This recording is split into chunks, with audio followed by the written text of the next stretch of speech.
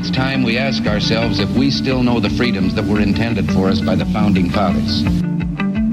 They seem to be in full-scale retreat from spending cuts and are talking about raising people's taxes again. And I have only one thing to say to the tax increasers. Go ahead, make my day. If we lose freedom here, there's no place to escape to. This is the last stand on earth. Those who would trade our freedom for security have embarked on this downward course. Whether we believe in our capacity for self-government or whether we abandon the American Revolution and confess that a little intellectual elite in a far distant capital can plan our lives for us better than we can plan them ourselves. Conduit News Radio with Paul Harrell is on now. I mean, I guess you could say it was yesterday, but I'm going to say it's today because it's a work day. I don't think Sunday counts. Happy No Collusion Day, everybody. That's right, no collusion. No collusion and no obstruction. I know the Democrats are trying to say, well, there's still an opening. He might have obstructed justice. He might have because it's the political appointee. No, he didn't. Not to mention, you get down to the legal question of whether or not you can even do that. How can the executive branch, how can he obstruct justice in this way? Of course, they say, we obstructed justice because he fired Jim Comey. By the way, has anyone seen James Comey's Twitter? We'll have to show that to you a little bit later. Very weird. James Comey posted a Twitter or a photo on Twitter. I don't even know is it if it's of Jim Comey or not. I can't tell. I think it is. Weird. If it is, it means he's got some guy following him, taking these very pensive photos of himself. James Comey in the middle of the woods, looking up, or some guy in the middle of the woods, these big trees are looking up. It's some sort of, I don't know if it's some sort of symbolism or what. I don't know what kind of message he's trying to send. Some guy looking up lonely in the woods, and the tweet says, so many questions. Because everybody is grieving right now. If you're a leftist, if you're in the mainstream media, you are grieving today because this guy, Robert Mueller, who you thought hung the moon, now you're turning against him, aren't you? Oh, by the way, it's not just Robert Mueller that deferred to William Barr on the question of obstruction. It's also Rod Rosenstein. Remember the guy that you guys said if Trump fires, that's the red line? If Trump fires Rosenstein, then it's over? Yeah, Rosenstein's still there at this point. And he's the guy that also said, yeah. But no collusion. And, of course, this is something that we've all known. We've all known this is a hoax. Now the President of the United States has said, he said a couple of things. He said this is the greatest country on the earth. And then he also said, we need to investigate these guys. We need to investigate what happened to me now. And if you'll go back and you'll go to conduitnews.com and you'll look up the interview that we did a couple of weeks ago with Victor Davis Hanson, his new book, The Case for Trump, very, very good. You see Victor Davis Hanson all the time. You saw the long-form interview he did with Mark Levin, but he's on Tucker Carlson a lot. He's on a lot of on Fox News a whole lot. Really, really a smart guy, historian. I asked him the question. I said, people want to see what's in this FISA document, right? The FISA documents that led to, what they basically duped the court with, unless the court was in on it, unless the court just needed some sort of formal document. That remains to be seen, but I don't think that's the case. We need to see what the government actually did under the Obama administration. When you're relying on this dossier that's paid for by a British secret agent, former British secret agent. We better hope he's former, because if he was current, that'd be really awkward internationally, right? Wouldn't it? You see, all these things are coming together now. So we interviewed Devin Nunes last year. He was in Arkansas. I got to sit down with Devin Nunes. Because he serves on the same committee. He, at the time, was the chairman of the committee, the permanent select committee, House Committee on Intelligence with Congressman Rick Crawford. So I sit down with Devin Nunes and I say, this is back when that hurricane was about to hit on the East Coast. I said, Chairman Nunes, are we going to see the FISA documents? And he said, I think so. I think we're going to see them next week. Well, obviously that didn't happen. So I'm sitting there with Victor Davis Hanson 2 weeks ago, and I say, hey, is the reason Trump hasn't released these FISA documents is it basically because it's going to implicate so many higher-ups in the DOJ. Those same higher-ups who have now targeted him. Now, a lot of them are gone. They've retired, they've quit, or they've been fired from the Department of Justice, the FBI. But if Trump would have released all those documents, if he would have declassified them, all of this smoking gun material that when the Republicans had control, the House committee found, if he were to do that before the Mueller report, it would look like President Trump is trying to just go after the people. The CNN, they would have talked even more about obstruction of justice. And guess what? He didn't declassify. And now that the Mueller report has come out, and again, this was their savior. This was the guy who was considered to be firmly rooted in the D.C. Swamp, if you will. He was the guy, firmly believed that this is the guy who's going to protect the deep state. He's going to protect us. He's going to go get this guy who should have never been elected in the first place. Those stupid flyover country Americans, they gave us this guy who is not beholden to either political party in the traditional sense. He's got his own money, and he's a real estate billionaire who, guess what, understands the service economy, because if the middle class isn't in his hotels and casinos gambling, he doesn't make money. So he completely understands something that Washington, D.C. doesn't. It's this whole thing of, if the government, if you ran your household the way the government runs its household, you would go bankrupt. But the government can continue to make these decisions that make absolutely no sense. They defy what common sense is. And so you have a guy who is in the White House who is also extremely honest. President Trump actually is just, flaws, warts in all, is very, very just, this is who I am. And a matter of fact, it's how many of these politicians are behind closed doors. It's how President Trump is all the time, and they hate him for it because he's exposing their exercise in a staged theater, okay? So this is a huge day. Happy Collusion Day to everybody out there who's listening. This is going to be a very interesting next couple of weeks, I have a feeling. Now the media should be telling all of their viewers, all of their listeners, they should be offering them the most sincere apology that they could, because they have absolutely gotten this totally wrong. They have lied to you for 2 years. You have, on top of all of this, an enormous amount of resources that have been expended by the taxpayer. Yeah, $25 million, but I mean, if you really look at what they went through, the amount of lawyers that they had working for them. If you go to this Zero Hedge article, you don't have it, Joe. If you'll go to zerohedge.com and you'll go 3 articles down. Headline is Trump totally exonerated, calls for investigation into illegal takedown that failed. President Trump has called for an investigation into the illegal takedown that failed after special counsel Robert Mueller found that Trump and his campaign did not collude with Russia. Man, can you just imagine? These people are so frustrated right now on the left. And, this is something, what's crazy is, am I a little bit surprised? Yeah, I was prepared for them to indict President Trump just because I think the deep state is just so desperate right now. But not in this case. Let's see here. You have the full statement, the letter, the briefing, if you will, from Attorney General Barr. And we come down here. And, so listen to this. McCarthyism 2.0 ends with a whimper after 40 agents, 2,800 subpoenas, 500 search warrants, 500 witnesses, 230 communication records. They found zero evidence of collusion, and the Attorney General says the, quote, report identifies no actions that in our judgment constitutes obstruction conduct. Needless to say, conservatives are considering this a huge win, is what it is. 870-275-9799. I hope you guys have had as much coffee this morning as I have, because mine's pretty good. So there you see that tweet right there. Now scroll up, Joe, to the top of that. Get to the first Twitter video. It's the Politico Twitter.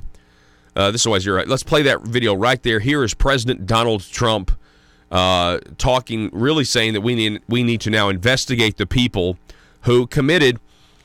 Honestly, if I believe, this is what I believe, when we really know everything the Department of Justice was doing as directed by Obama or directed by somebody in his administration, leading up right before the 2016 presidential elections, after the 2016 presidential elections, you're going to understand eventually that the entire pretext for this investigation by Robert Mueller was in fact illegal. Listen to President Trump. It was just announced there was no collusion with Russia, the most ridiculous thing I've ever heard. There was no collusion with Russia. There was no obstruction, and none whatsoever. And it was a complete and total exoneration. It's a shame that our country had to go through this. To be honest, it's a shame that your president has had to go through this before I even got elected. It began. And it began illegally. And hopefully somebody's going to look at the other side. This was an illegal takedown that failed. And hopefully somebody's going to be looking at the other side. So it's complete exoneration. No collusion, no obstruction. Thank you very much. Yeah, so, you know, somebody who's going to... They've already looked at the other side, okay? They've already looked at the other side. You have the Inspector General Horowitz. Inspector General Horowitz issued an OIG report. What was it, last year? Last year sometime, but it was heavily redacted, okay? We're eventually going to see that. You're going to see the Inspector General's report at some point. So you have to keep that in mind. As to the handling of how the Justice Department reacted with Hillary Clinton and all of that. Then you have this prosecutor over in Utah, John Huber, okay? And we covered this. Do you remember, this was back before Christmas. We covered, this was right after the funeral of H.W. Bush. You had these two gentlemen who had done the extensive research on the Clinton Foundation, and you had Republicans, they were before the committee, and you had Republicans who were very upset that they would not be more forthcoming, but these guys wanted to make, they wanted to make money off of all of their work, and they were afraid if they disclose it too early that they won't get paid and everything else. And Jim Jordan was very upset that they wouldn't be more forthcoming about what they knew. But, I mean, if you go listen to the testimony, you know that they are sitting on something absolutely massive. There's nothing that allows you to know if someone's telling the truth when it comes to the profit motive that was in these guys' eyes. I would refer you to that testimony, and then of course they were talking about at that point, John Huber and what he's been doing in Utah. What has he been investigating this entire time, and of course he was a product of when Sessions was in there. That's when Huber started some sort of investigation that is actually quite mysterious in nature. This is a huge day. I want James Woods, the actor James Woods, decided to tweet something. If you are a Democrat this morning and you are, wanting to go work out, a lot of people want to, get rid of the calories, the extra calories that they ate over the weekend. I certainly know I need to. Well, if you want some good workout music this morning, and you're a Democrat, I suggest you listen to this tweet by James Woods because it's quite fantastic. And, here Russian sort of collusion. Trump, Russian, possible collusion. Trump, Russian, metal collusion. Trump, Russia, possible collusion. Trump, Russian, potentially collusion. Trump, Russia, possible collusion. Trump, Russian, possible collusion. Trump, Russian, collusion. Trump, Russian collusion. Trump, Russia, possible collusion. Russian hacked our election. Here comes a big change. Because all of a sudden, Trump, Russian, possible collusion, Russian collusion. Trump, Russian, possible collusion. You got to push through the wall, Dems. You got to keep running. With the Russians. Trump, Russia, possible collusion. Trump, Russia, possible collusion. Prove collusion. Prove collusion. Was there collusion? Absolutely. Trump, Russia, possible collusion. Trump, Russia, possible collusion. Trump, Russia, possible collusion. Trump, Russia, possible collusion. Trump, Russia, possible collusion. Trump, Russia, possible collusion. Trump, Russia, potential collusion. Trump, Russia, potential collusion. And the Kremlin and be in collusion with Putin. And the Kremlin and be in collusion and Putin. And the Kremlin and be in collusion with Putin. And the Kremlin and be in collusion. This president in collusion with Putin and the Kremlin and be in collusion. This president in collusion with Putin and the Kremlin are very worried in collusion. All 17 intelligence agencies. 17 agencies. 17 of our intelligence agencies have confirmed. 17 intelligence agencies. 17 different United States intelligence agencies. All 17 of them. All right, there we go. We got to take a break. You're listening to Conduit News Radio. We're going to take a break, reset, be right back here in just a moment. Big day. Happy No Collusion Day. Our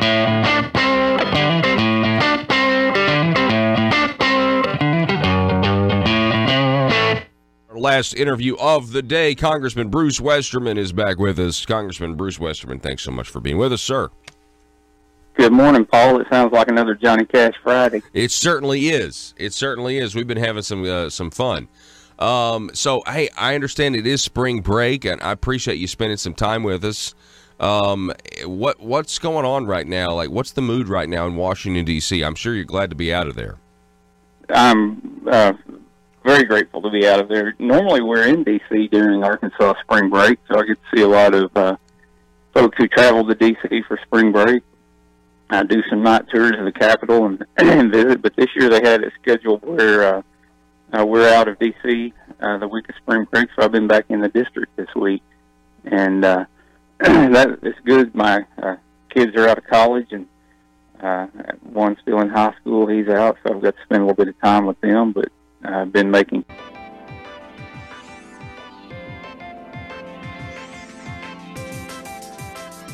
Conduit News Radio with Paul Harrell is building a liberty machine. Find out more at conduitnews.com.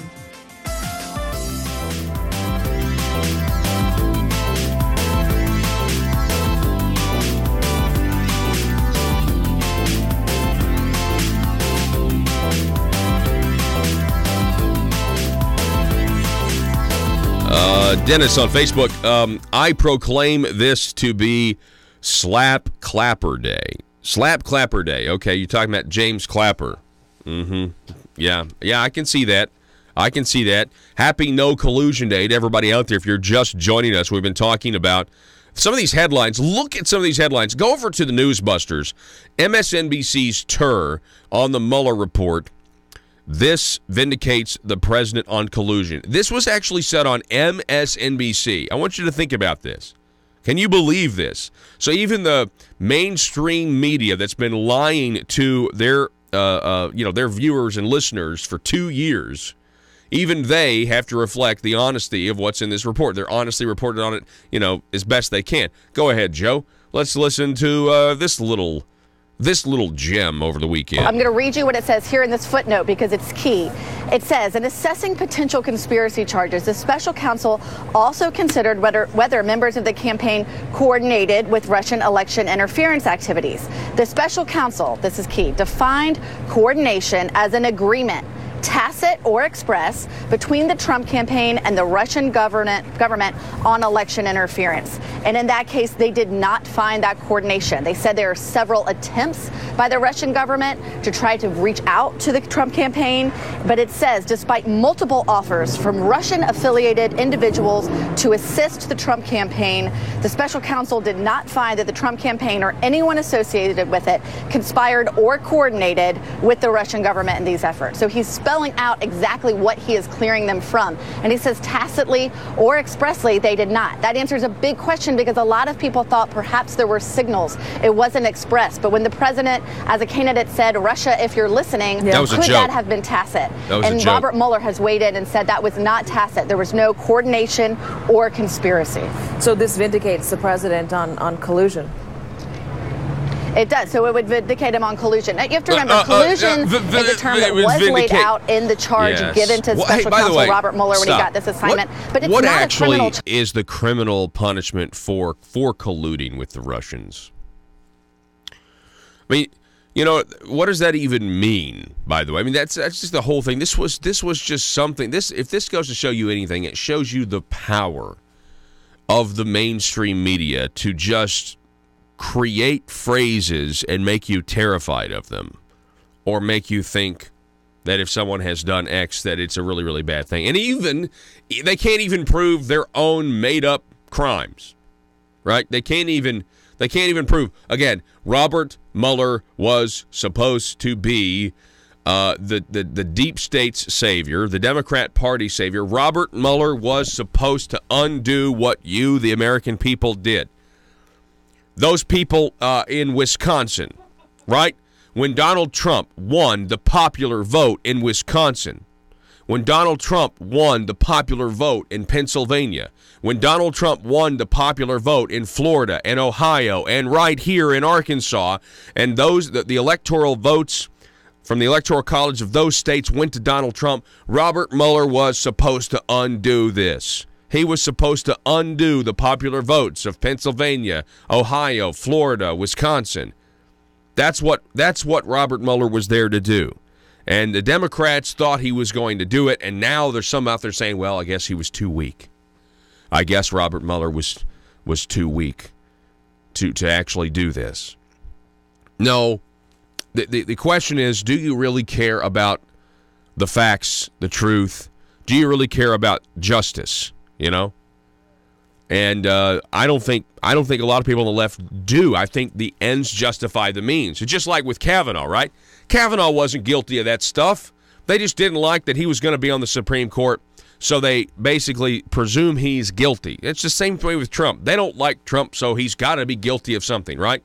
Because the left doesn't know how to argue point for point anymore. The left approaches every argument as if they are morally superior to the other side. And that kind of virtue signaling, well, let's just say at this point, for those who were on the left this morning, waking up, if they were, maybe they didn't watch the news on Sunday or whatever, it's kind of a long day for them. Because they've been sold this bag of lies from the media that somehow the media is now the arbiter of what's right and wrong. They're the arbiter of this weird morality that can flip on a dime, and they're telling you what to be morally outraged about, when in fact they themselves are the unethical ones.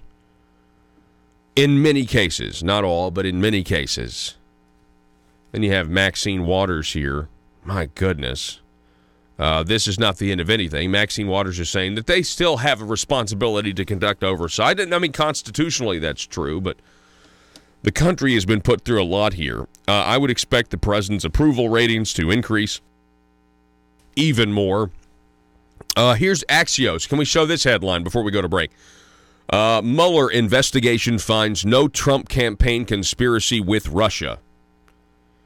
After taking the weekend to pore over the Mueller report, Attorney General William Barr has sent Congress his summary of the principal conclusions.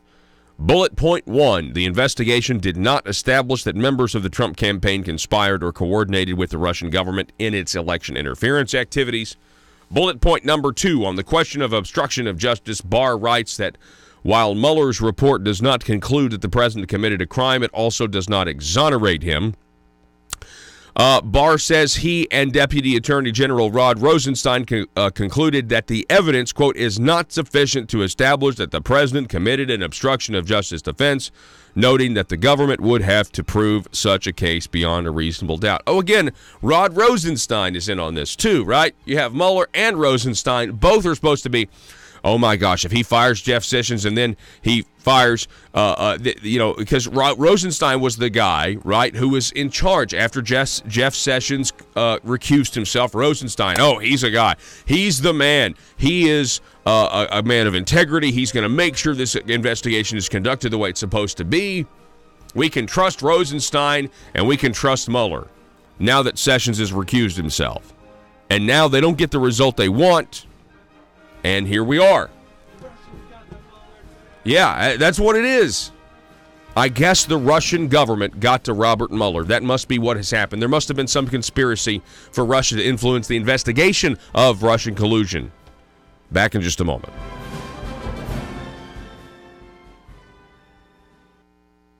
Some visits around the district.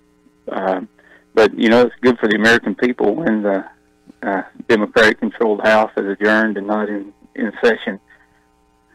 It certainly is. Less attacks on our freedoms and rights here in America. Yeah, I mean, talk about this for a second. I mean, the Democrat Party, it's incredible. They want to lower the voting age to 16. They want to do away with the Electoral College. You got all these states signing onto these compacts saying that we're only going to give our Electoral College votes to the winner of the popular vote. They're talking about universal basic income. I mean, they're just really far left stuff. I mean, and to me, I think they're afraid that they can't win in 2020 right now with how good President Trump's doing, in spite of the negative media coverage. Yeah, they just they're kind of falling over themselves. But I wish they would just go back and read the Constitution and read a little bit of the history of the founding of our country. The H.R. 1, that's what you were referring to, and a lot of those ideas you tossed out there. It's the majority party gets the first 10 bill numbers, and historically, H.R. 1 gets assigned the highest priority piece of legislation, and the Democratic-controlled House assigned H.R. 1 as the act for the people. They should have called it the act for the politicians, because it's just horrible, the stuff they had in it. It is an attack on the Constitution. They want to move control of federal elections to the federal government and not to the states, as the Constitution calls out. It's got that little nugget in there where they would get a 6-to-1 match for every, say, I raised or got $100 campaign contribution, then the taxpayers would throw in another $600 to match my campaign contribution. Huh.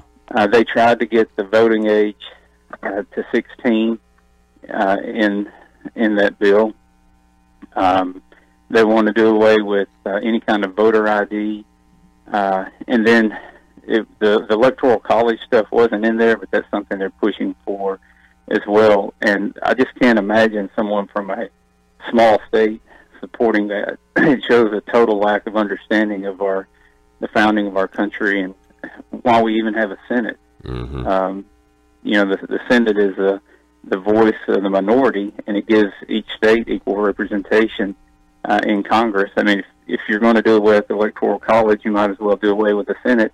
And by the way, I've heard them pushing for that we don't need a Senate anymore. Mm-hmm. And as frustrating as it is to work with the Senate sometimes, it was.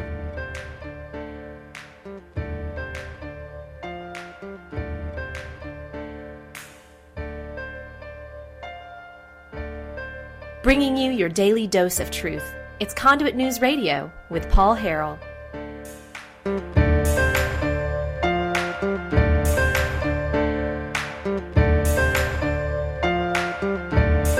All right, welcome back, folks. Good morning to you. Thanks so much for being with us. We're going to get to some Arkansas news here in a little bit.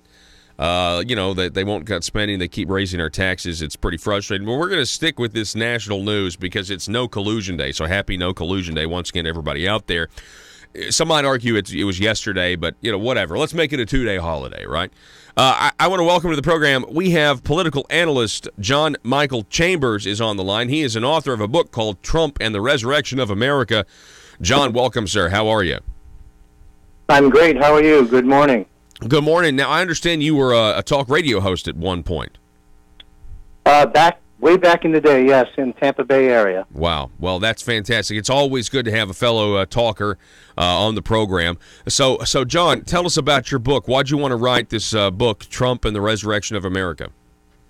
Well, I was in Asia at the time for a couple of years, actually, watching things unfold. And I had written in a previous book in 2015.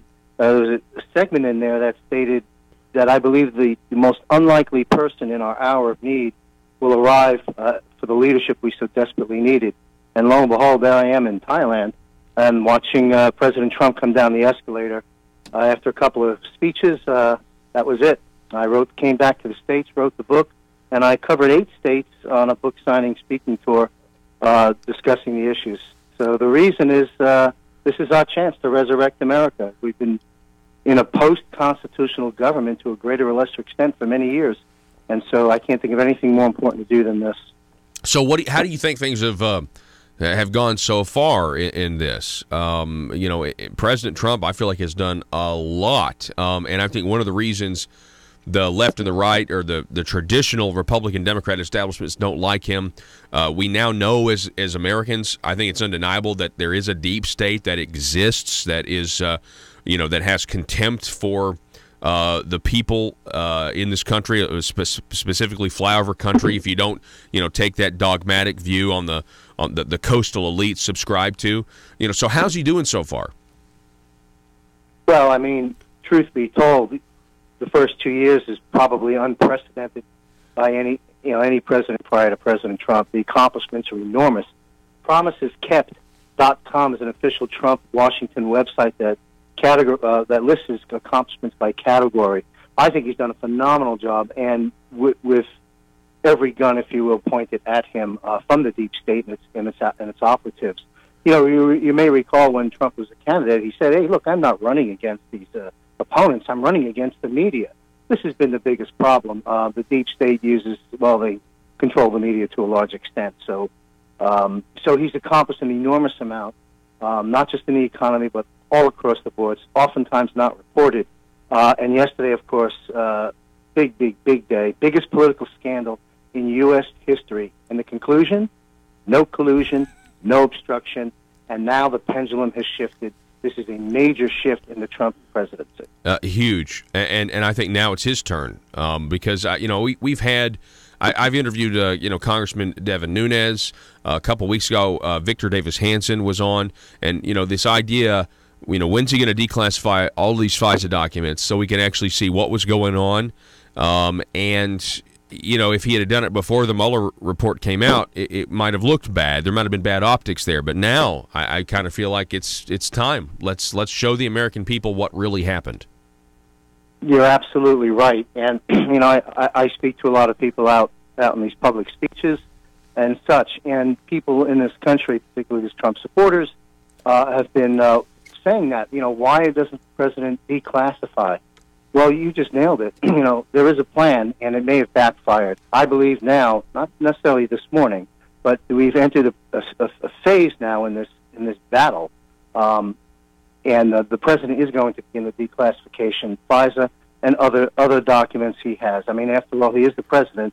He has all the goods on everyone. The NSA files, the emails, the phone calls, the text, WikiLeaks reports, and FISA documents. So it's a game changer. The narrative is officially shifted, and the media, the mainstream media, has no credibility anymore, as far as I'm concerned. They really don't, and I don't know what they're going to do. I was listening to another show, and there was a caller that was asking, does the mainstream media have any? Do they have the clout that they once had? I think the answer is no, but we don't really know to what extent. And I think the 2020 presidential election will let us know. I think right now President Trump is on track to be reelected. That's why you have the Democrats wanting open borders. They want to redo the electoral college system, and they want to lower the voting age to 16. We're talking with John Michael Chambers. He's an author of the book Trump and the Resurrection of America. He's also author of a book, Surviving Global Governance. Tell us about that book, John. Well, that book was jointly written by two friends of mine, economist Dr. Kirk Elliott and former hyperbaric officer for the Navy SEALs, good friend of mine who's since passed on, Dr. Richard Davis. I was actually in Asia at the time, going around through several countries when we wrote that. And I think it was back in 2013 or 14, I think 13 when we published that book. And we saw what was coming. I mean, if you think about it, Clinton, Bush, and Obama, and particularly Obama, we were in trouble as a nation. And so that we didn't see a Donald Trump arriving on the scene to, do major course correction for us back to a constitutional republic. So we wrote the book Surviving Global Governance because That's in fact what we would have had to have done should we have continued on that trajectory. But thank goodness the lady in the pantsuit didn't get elected, and we have Donald Trump. Yeah, the lady in the pantsuit, I think, needs to be worried at this point. I mean, come on. I mean, she and the the Democrats, they funded essentially a dossier that was completely, salacious, inaccurate. Then it was used to spy on the Trump campaign. I mean, and that's just what we know. I think there's a lot more that we don't know, right? You think Hillary Clinton should be worried this morning?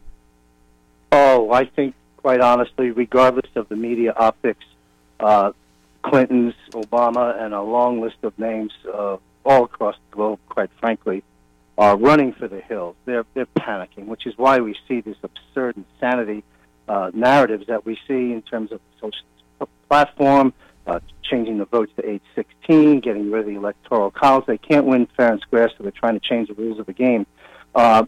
Trump, there isn't anybody, in my opinion, certainly the cast of characters that have decided to run now, that can beat President Trump in 2020, fair and square.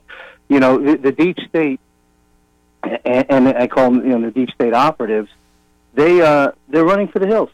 That's the way I see it, because they know Trump has everything on everybody, and it's going to turn around now through the declassification and other methods. But they'll continue with this false narrative. I mean, it's really they're imploding. The Art of War, the author Sun Tzu, right? The quote, he says, when your enemy is destroying themselves, just leave them alone. Let them have at it.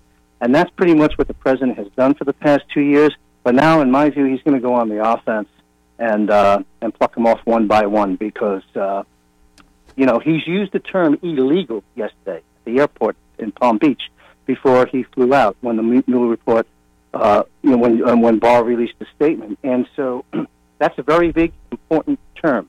He doesn't throw these words around for no reason. Same thing when the 60-minute interview was done, the FBI, about a month ago, Trump tweeted the words coup against my administration, coup d'etat against me. He used the word coup, and he used the word treason.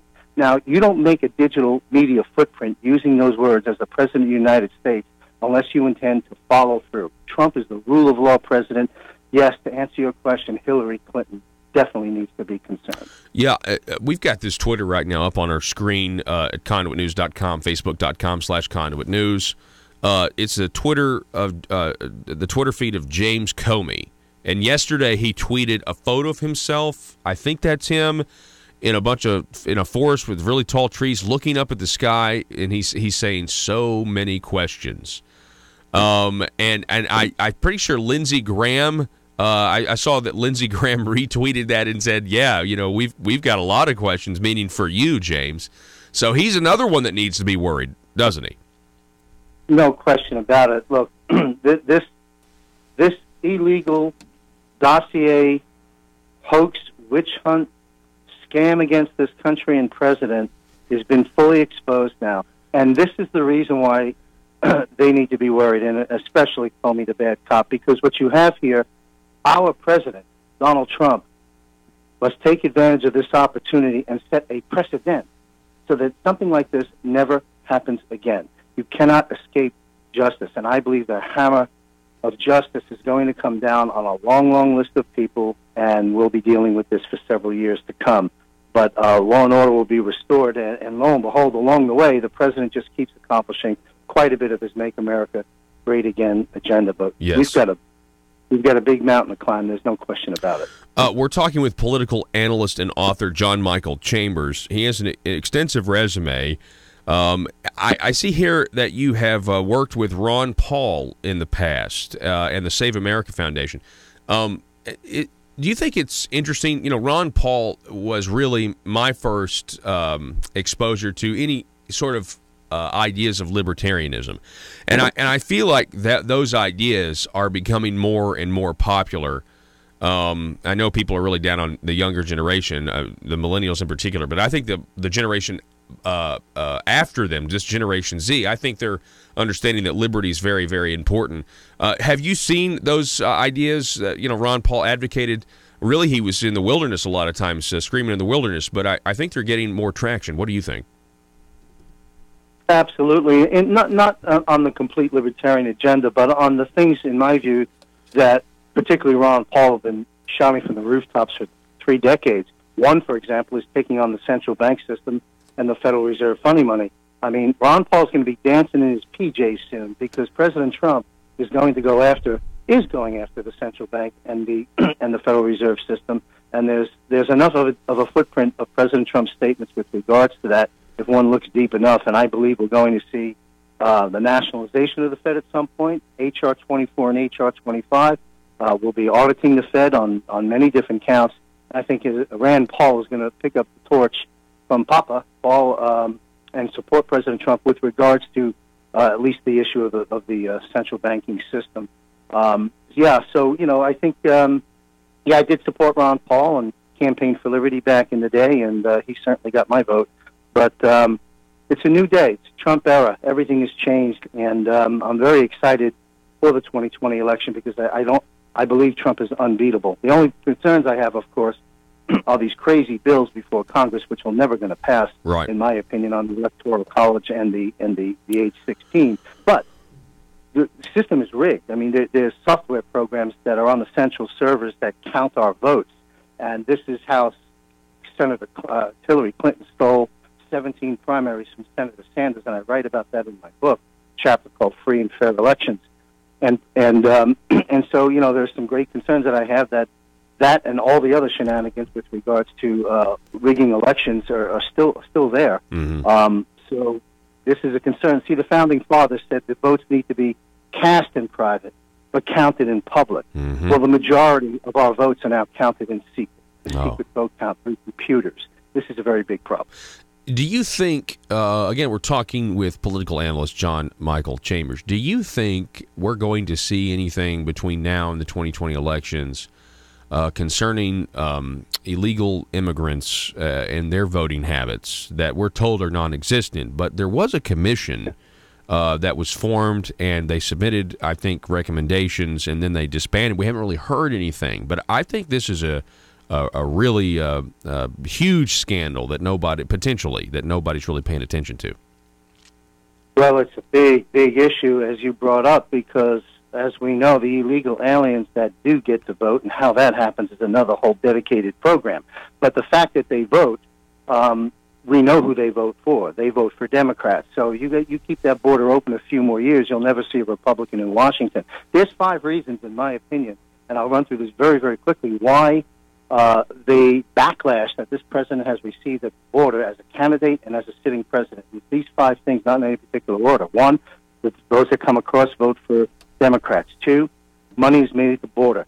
Drug running, gun running, and child sex trafficking, and that's dirty money runs through the deep state and through the pockets of the Democrats, according to El Chapo's last days of his court hearing, where he named the names in the Democrat Party who received money from him. And then the 5th reason that they go after Trump on this border is because, as it was the European Union and the Euro, where they stripped the sovereignties away of those nations, they were trying to do the same thing here in America, North American Union and the Amero, Canada, Mexico, and U.S. Not conspiracy, on the floor of Congress with congressional record.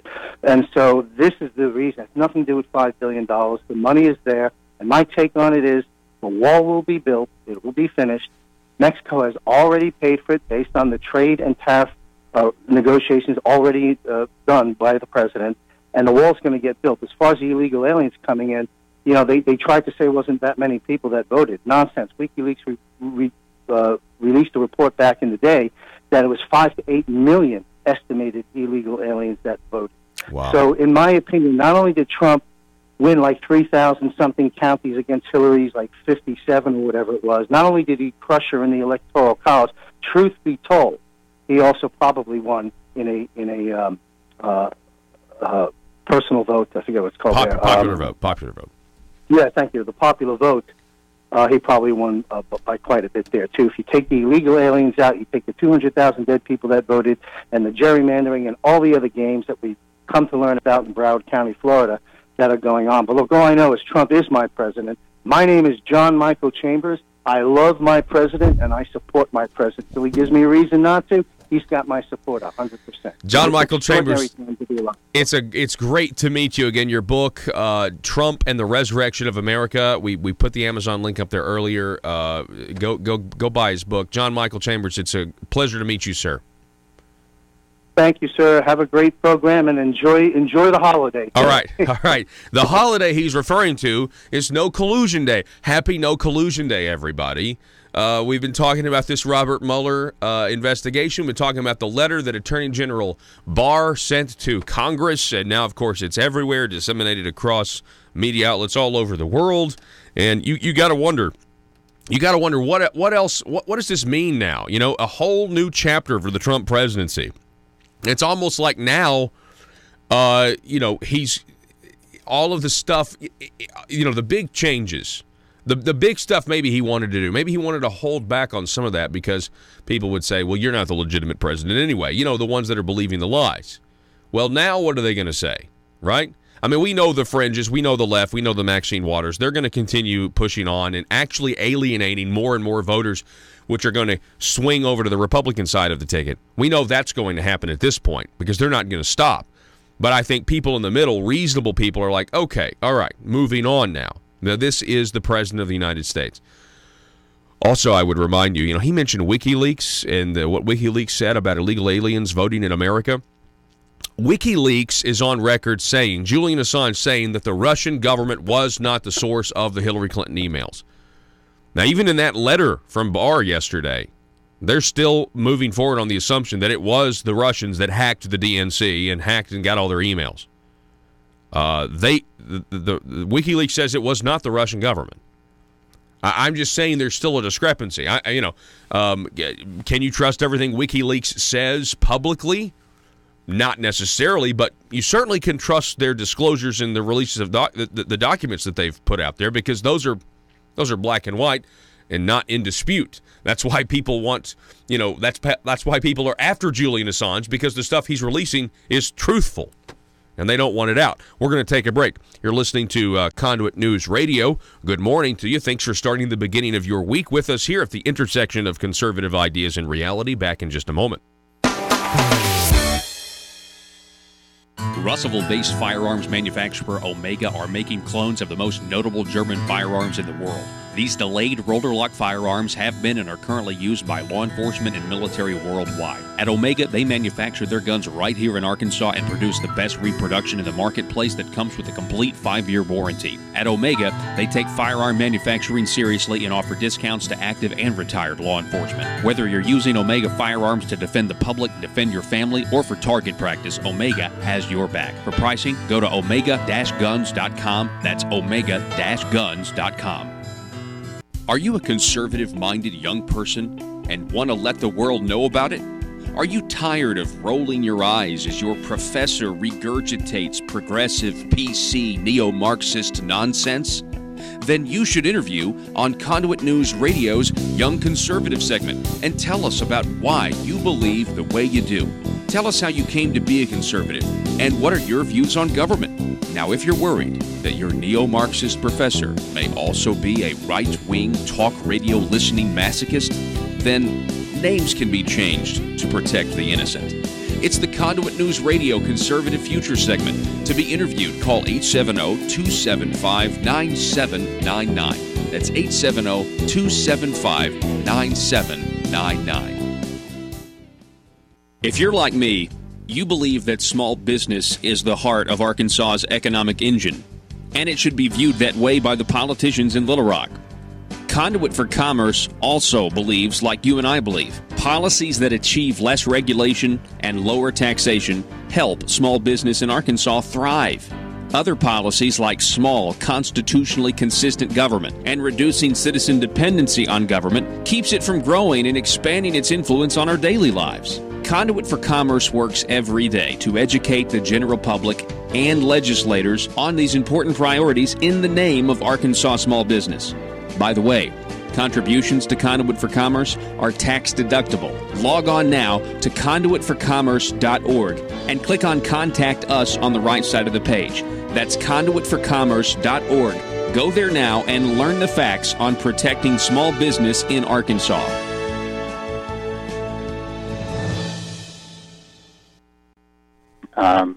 They want to do away with any kind of voter ID. And then the Electoral College stuff wasn't in there, but that's something they're pushing for as well. And I just can't imagine someone from a small state supporting that. It shows a total lack of understanding of the founding of our country and why we even have a Senate. Mm-hmm.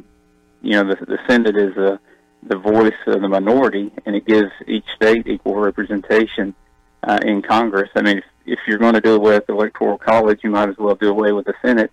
And by the way, I've heard them pushing for that we don't need a Senate anymore. Mm-hmm. And as frustrating as it is to work with the Senate sometimes, it was designed that way.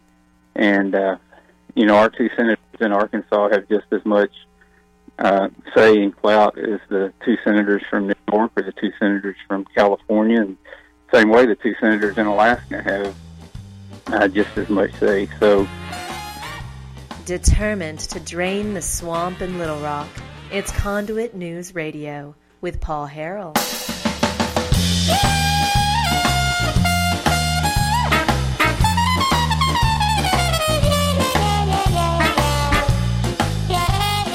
Putin, Russian collusion. Trump, Russian sort of collusion. Trump, Russian, possible collusion. Trump, Russian metal collusion. Trump, Russia, possible collusion. Trump, Russian, potentially collusion. Trump, Russia, possible collusion. Trump, Russian, possible collusion. Trump, Russian, collusion. Trump, Russian collusion. Trump, Russia, possible collusion. Russia hacked our election. Here comes a big change. Because all of a sudden, Trump, Russian, possible collusion. Russian collusion. Trump, Russian, possible collusion. Trump, Russian, possible collusion. Trump, Russians, collusion. Collusion with the Russians. Trump, Russia, possible collusion. Trump, Russia, possible collusion. Prove collusion. Prove collusion. Was there collusion? Absolutely. Trump, Russia, possible collusion. Trump, Russia, possible collusion. Trump, Russia, possible collusion. Trump, Russia, possible collusion. Trump, Russia, possible collusion. Trump, Russia, possible collusion. Trump, Russia, potential collusion. Trump, Russia, potential collusion. And the Kremlin, and be in collusion with Putin. And the Kremlin, and be in collusion. And Putin, and the Kremlin, and be in collusion with Putin. And the Kremlin, and be in collusion. This president, in collusion with Putin. And the Kremlin, and be in collusion. This president, in collusion with Putin. And the Kremlin, are very worried. In collusion. All 17 intelligence agencies. 17 agencies. 17 of our intelligence agencies have confirmed. 17 intelligence agencies. 17 different United States. All right. Okay. All 17. So that is James Woods, the actor. He retweeted that, and I thought it was hilarious, and we may have to hear it again. But that's workout music for the Democrats this morning. When you're going, on your juice cleanse or whatever, while you're on the treadmill, that's good music. I mean, I was working out to it. I mean, I feel great. I've got just that little bit of exercise there, just the dancing, the endorphins, the conservative endorphins are flowing. Folks, the telephone number 870-275-9799. When we come back here at the top of the next hour, we're going to be talking about Arkansas. Specifically, you know what I want to focus on when we come back? I want to focus on Amendment 19 of the Arkansas Constitution. It doesn't mean anything anymore. The idea that if you want to raise a tax that's already, an existing tax that's already on the books, you got to have 75% of each chamber. Well, we have now seen twice that rule attorneys tell me it's fine. We don't need the 3/4. I just wonder if that's going to work out in the future. I wonder if that's something that is just not going to be considered legal at some point down the road. We'll talk more about that, as well as what is the mainstream media in Arkansas? What are they saying about the Arkansas General Assembly so far? I mean, I know they're mentioning certain bills as they come down the pike, but are they telling the people, are they sounding an alarm at all about the amount of revenue that's being asked or proposed that's going to be taken from the people? I got a feeling there's a lot of smokers out there that have absolutely no idea the amount of money the Arkansas legislature wants to take from them. A $2 plus cigarette tax if we go forward with this. I'll give you all of that and more. Also, once again, happy No Collusion Day. That's what today is, no collusion, and the Democrats are pretty upset about it. We'll have more on that, too. The news and talk of Northeast Arkansas. This is News Talk, 101.3 FM and 12:30 AM KBTM, Jonesboro, an EAB radio station. They want to do away with any kind of voter ID. And then the Electoral College stuff wasn't in there, but that's something they're pushing for as well. And I just can't imagine someone from a small state supporting that. It shows a total lack of understanding of the founding of our country and why we even have a Senate. Mm-hmm. The Senate is the voice of the minority, and it gives each state equal representation in Congress. I mean, if you're going to do away with the Electoral College, you might as well do away with the Senate. And by the way, I've heard them pushing for that we don't need a Senate anymore. Mm-hmm. And as frustrating as it is to work with the Senate sometimes, it was designed that way. And, our two senators in Arkansas have just as much say and clout as the two senators from New York or the two senators from California. And same way, the two senators in Alaska have just as much say. So it's really disturbing what they're trying to do. And then you've got President Obama out there pushing for this election reform, as he calls it, agenda to try to gain back state legislatures and gain back House seats across the country. And it's even happening here in Arkansas. The guy from Little Rock that writes all these constitutional amendments and gets them on the ballot. Is it David they're Couch? Pushing to, yeah, they're pushing to take control of redistricting away from the state legislature and give it to a nonpartisan commission.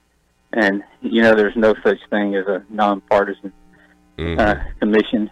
And I read part of what he had written there, and it's really it's sad and almost amusing that somebody would try to pull this over on the voters. But right now the majority party would draw the congressional districts in the state the way it's been ever since we've had a state, and Democrats have always drawn those districts. I get people complaining about how Republicans gerrymander the congressional districts in Arkansas. Well, newsflash, Republicans have never drawn a congressional district in Arkansas, and 2020 would be the first time they would have a chance to do that, but the liberals just don't want that to happen.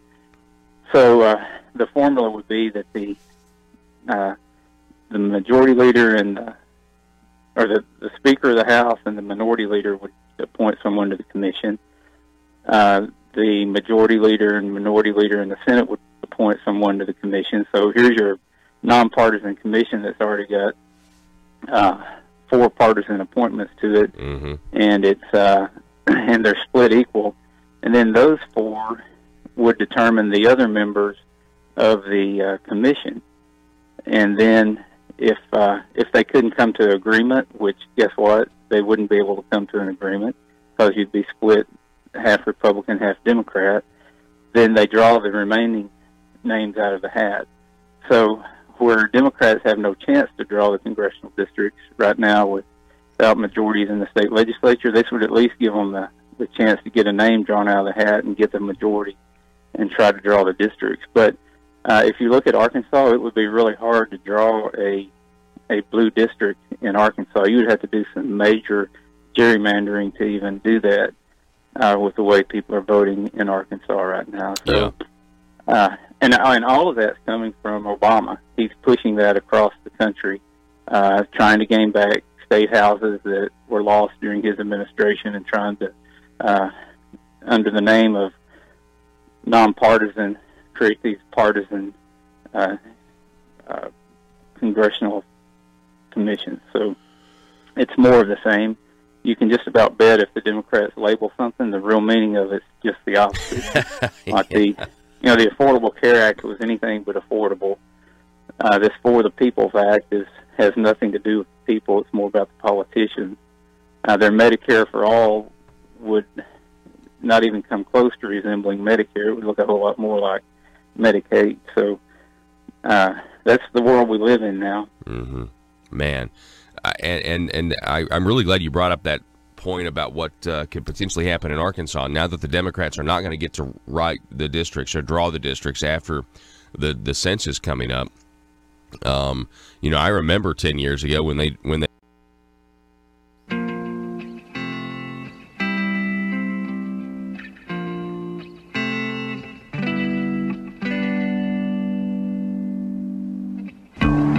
I think it's time we ask ourselves if we still know the freedoms that were intended for us by the Founding Fathers.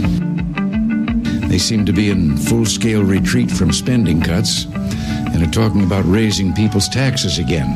And I have only one thing to say to the tax increasers. Go ahead, make my day. If we lose freedom here, there's no place to escape to. This is the last stand on earth. Those who would trade our freedom for security have embarked on this downward course. Whether we believe in our capacity for self-government or whether we abandon the American Revolution and confess that a little intellectual elite in a far distant capital can plan our lives for us better than we can plan them ourselves. Conduit News Radio with Paul Harrell is on now. Hello, ladies and gentlemen. Welcome, hour number 2, and once again, happy No Collusion Day. We just had really an entire hour celebrating the fact that Robert Mueller has found no collusion, something that we all knew, but something the Democrats never thought possible. In their wildest dreams, they thought that Robert Mueller was going to undo the 2016 presidential election, because somebody had to do it, and so I will refer you, not that we're not going to mention it anymore, but I would refer you to the first hour if you really want to celebrate No Collusion Day with us. You got to check out that Hour 1 podcast. But if you're listening to this live, finish listening to this first, and then check out that Hour 1 podcast when you get to your work, when you get to your desk. Okay, so a couple of things. All right, so we've been covering here on the program the 92nd General Assembly in Little Rock. We've been covering it for a while now. The Gazette says that it's is it week 11? We're entering week 11. Is that what the Gazette says? So, we've been following, bringing you the good things, bringing you the bad things, whether it's strong votes on pro-life, whether it's easy votes on lowering the income tax, whether it's hard votes, well, it would have been an easy vote for me, but hard votes on, raising taxes to pay for roads, that sort of thing. Now we have more tax increases coming. An internet sales tax that passed out of the Senate this week will be in the House committee tomorrow. Internet sales tax on out-of-state sellers. And we're going to hear from the governments, big government types that are going to say that right now all of you Arkansans that buy things online are essentially tax cheats. We've heard these arguments before, and we've got to tax out-of-state sellers. This is going to raise your prices. There's no other way to look at it. Your prices will go up, meaning the government with the internet sales tax is wanting to take more money out of your pocket, out of the average online Arkansan who shops online. It's going to be more revenue for the government from the people of Arkansas, not these out-of-state sellers. That's the bottom line.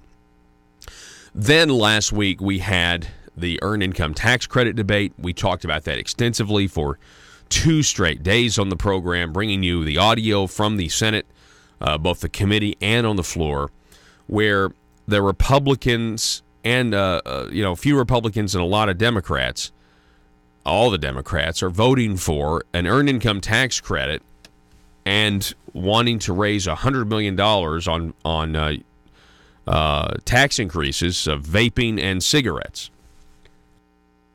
And the arguments that were made for this were socialist in nature, because the idea of that if we have socialized health care, then we need to punish those who smoke.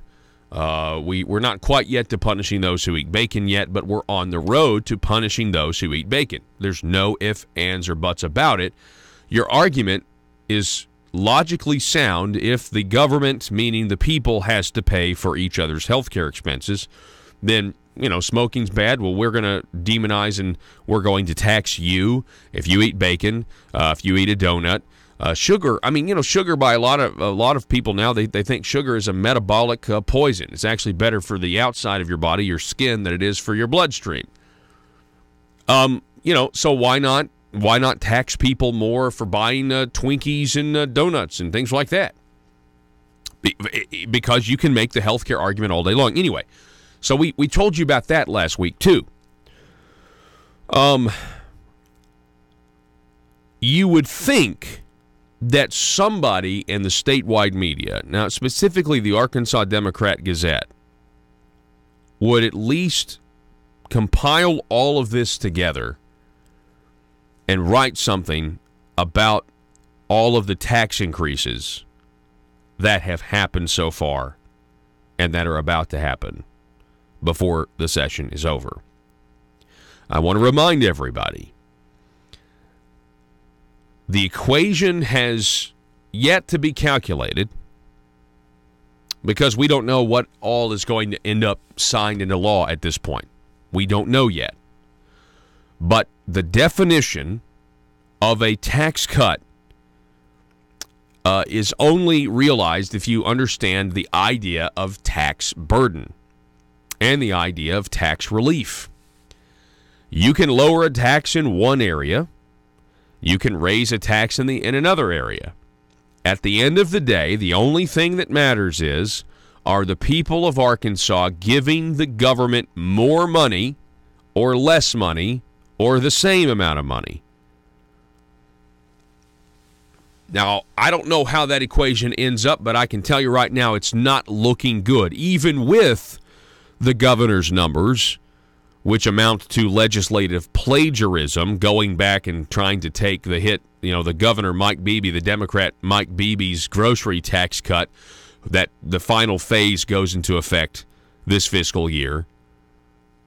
That's legislative plagiarism is what that is. But even if we say, okay, all right, even if we give you that number, that $50 million figure, I don't know how your equation shows a net tax cut, let alone a revenue neutral situation. And I've done it. I've done the scratch math. I understand. I think I know where you guys are going. But it's all going to be about claiming legislation that doesn't go into effect for 2 years that's positive for the people, and not claiming legislation that may or may not go into effect depending on how the people vote that's negative. And if that's the game that we're going to play when it comes to the numbers at the end of this, it'll be par for the course. It will be intentionally deceptive. And my question is, will there be any mainstream media press here in Arkansas that will call them out on it? Right now, I've been watching the Arkansas Democrat-Gazette, okay, for the last couple of days. Today, it's the fourth day in a row. There's no mention in the Arkansas General Assembly about to pass massive tax increases. Fourth day in a row. That's interesting, isn't it? When you look at this, now there's references to legislation like the internet sales tax, but what do they say? Well, that's on out-of-state sellers. That's on us, folks. The internet tax is a tax on the people. We have to hear these people go on and drone on about Main Street businesses. Main Street businesses are not going to be saved by an internet sales tax. How does more money going into the hands of the government help a small business survive when more and more people are shopping on the internet? It's just an honest question. It's the easiest question. It's the equivalent in Star Trek V of James T. Kirk asking the godlike figure, what does God need with a starship? It blows their entire argument up. Yes, I know. Anytime I get to use that reference, I'm going to. So, why would more money all of a sudden going to local governments help Main Street business? I mean, what? We'll pick your trash up twice a week now instead of once a week? We'll make sure there are better sidewalks?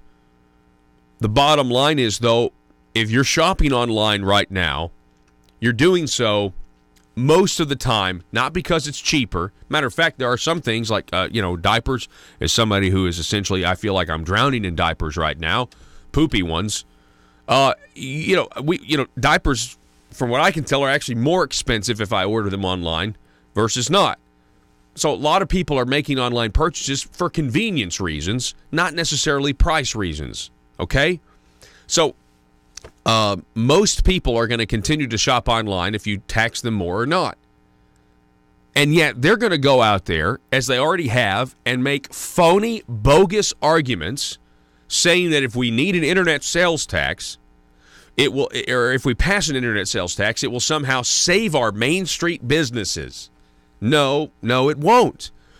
Just be honest about it. That's all I'm saying.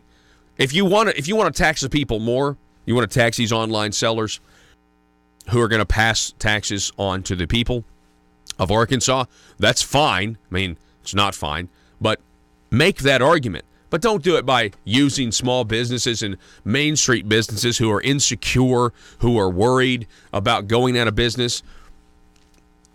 I mean, unless the government's going to turn around and just give the Main Street businesses some sort of bailout, directly, which I would be against. That's not free market economics. I don't know what you're talking about, right? Just be honest about it. Just say local governments want more money because there's always something that we want. There's always and all of these people shopping online are tax cheats. They should be paying the use tax that they're not paying right now. Never mind the fact nobody really wants to. I mean, if there's a use tax that we owe that nobody's paying, nobody is out there saying, well, why don't we try to collect that use tax? You got the Department of Finance and Administration. Is that too hard? Would that be too hard for you guys to go? Or would the politicians hear from the constituents when all of a sudden DFNA knocks on the door, says, excuse me, sir, you owe us money for your online purchases? Oh, right, in order to pass that, you'd have to have a bill that would invade everyone's privacy. So these sellers would have to send to the state of Arkansas what you've bought. Well, that would be an invasion of privacy then, wouldn't it? The internet sales tax, going to be heard probably tomorrow. That's assuming that today it passes off of the Senate floor. Now, what have they done with the internet sales tax? It's not just an up or down vote. No, we're way beyond up or down votes. The up or down votes that I have actually praised even when it went against, even when it was a tax increase. Even when it was a tax increase, some of these tax increases have been up or down votes, pretty straightforward. The income tax cut was straightforward. There wasn't anything loaded into it like a poison pill where it's like, well, I support this, but I really hate this. I don't know what to do. That's not what they've done here with the internet sales tax. Do you know why? Do you know why they're not just giving you a straight up or down vote on the internet sales tax? Because it failed 2 years ago, and it will likely fail again. It failed 2 years ago, and it will likely fail again. So they've got to put corporate tax reform in with the internet sales tax. Now, some of these corporate tax ideas are good.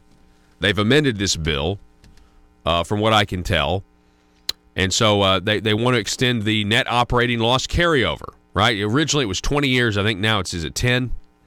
Right now, it's 5. So they want to increase it to 10 years. Then they want to take the corporate income tax and lower it to 5.9%. Now, these are all good ideas. Right? Now, I would eliminate the corporate income tax entirely and then just stop giving away taxpayer money to the Chinese, and then it would actually balance each other out. If you take away the Economic Development Incentive Program and just eliminate the corporate tax in Arkansas, you would see an absolute explosion in economic growth, which would actually result in more revenue to the government because you'd have more jobs. But that it's just, I was talking to somebody over the weekend today, just how Arkansas taxes its citizens dry. We tax our citizens dry. I was talking to someone today, who's this weekend, and just listening to him talk about all the taxes. He's, upper middle class. Talk about all of the taxes that you got to pay and just how absolutely ridiculous the state of Arkansas is versus other states.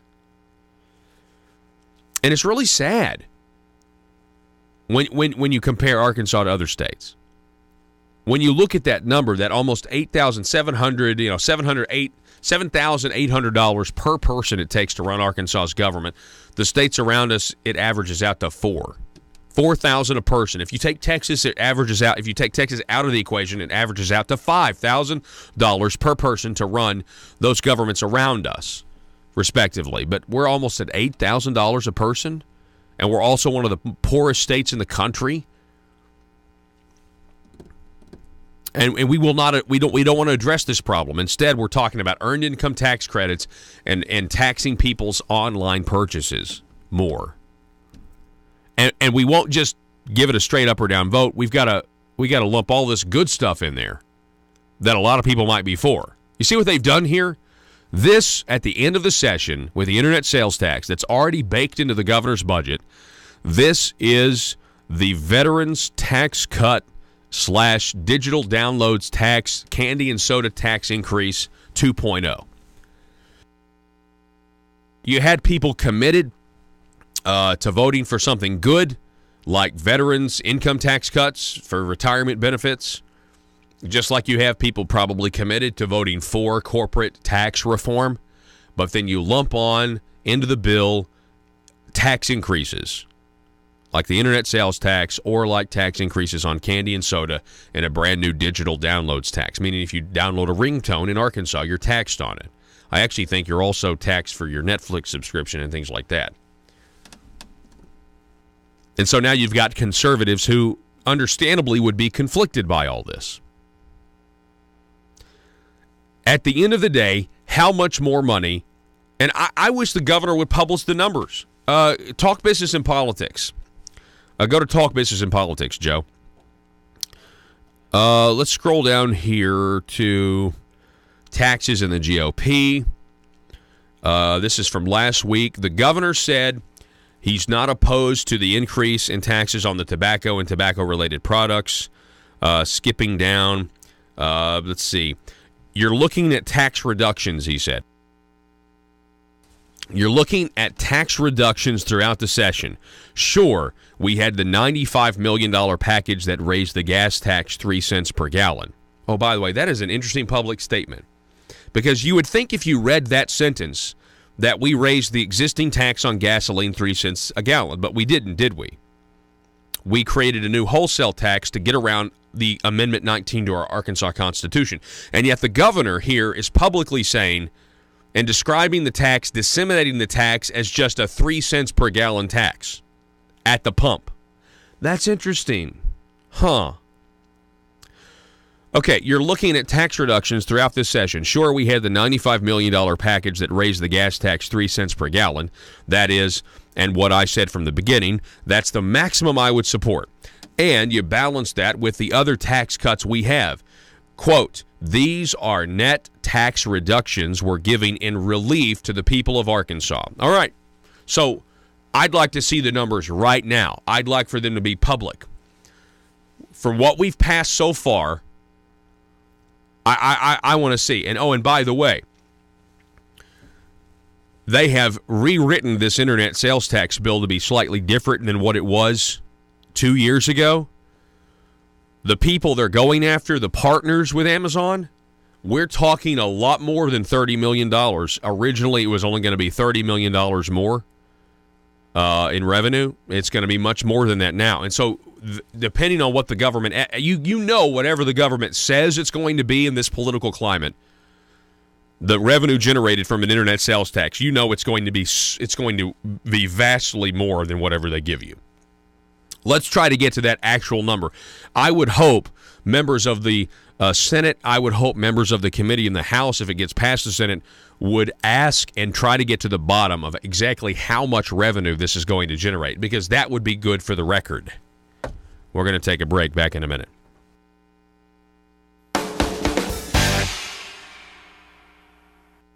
They tried to draw him last time when Governor Beebe was in office, and it was a disaster even then. And now the Republicans, they hold these constitutional offices, they hold these majorities, and it should be them. I mean, it should be their turn to look at what the population is and draw some new districts. We're talking with Congressman Bruce Westerman. You touched on something about the Electoral College and the Democrats' radical stance on that. They claim that they are the party, Bruce, of the minority, and yet they don't see this giant hypocritical position that they're taking, because I believe in minority rights. That's why I support the Electoral College, Yeah, absolutely. If you do away with Electoral College, you're only going to see presidential candidates go to about 12 cities across the country. And what we get labeled as flyover country. Who's next to Zipline? Me, and I'm really excited about this. Sir, I'm sorry. The Zipline has a 350-pound weight limit, and frankly, I do not think it would be safe for you. Oh, that's okay. I self-identify as 180 pounds, so it's cool. Sir, that doesn't make any sense to me, and I'm afraid we can't let you ride the Zipline. You're too heavy. I'm sorry. I can't believe this. I thought we had evolved as a society. I thought this was America, but I guess this is just my plight. First slavery, and now fat-shaming.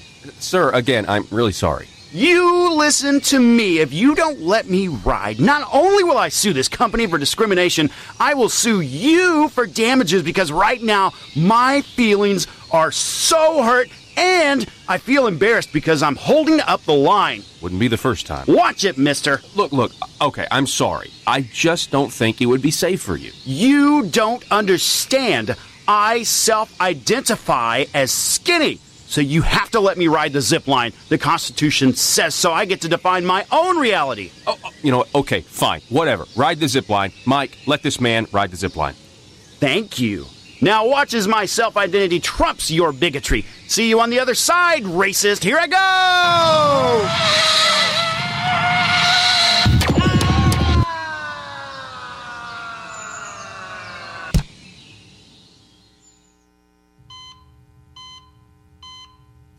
Doctor, thank goodness. What's the prognosis? Sir, we've done everything we can, and you only have seconds to live. No, you cannot say that. I do not self-identify as a dead person. PHP Parody.